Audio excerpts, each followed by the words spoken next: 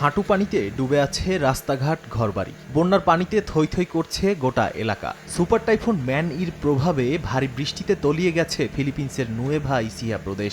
শনিবার থেকে আঘাত হানা সুপার টাইফুন ম্যান-ইর আঘাতে দেশ জুড়ে বিভিন্ন স্থানে উপড়ে গেছে গাছপালা। ক্ষতিগ্রস্ত হয়েছে ঘরবাড়ি, রাস্তাঘাট। বিদ্যুৎ বিচ্ছিন্ন হয়ে পড়েছে বিভিন্ন এলাকা। বাড়িঘর হারিয়ে দিশেহারা উপকূলের বাসিন্দারা।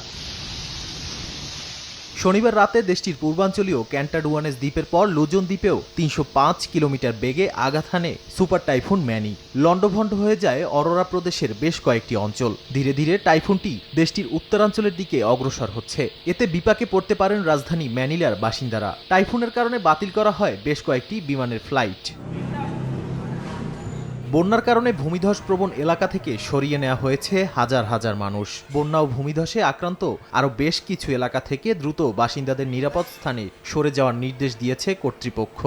এ নিয়ে দেশটিতে এক মাসের মধ্যে ষষ্ঠবারের মতো সুপার টাইফুন আঘাত হানল। একের পর এক প্রাকৃতিক দুর্যোগে বিপর্যস্ত ফিলিপিন্সে গত এক মাসই প্রাণ হারিয়েছেন ১৫০ শতাধিক মানুষ। নাদিম মারজান, সময় সংবাদ।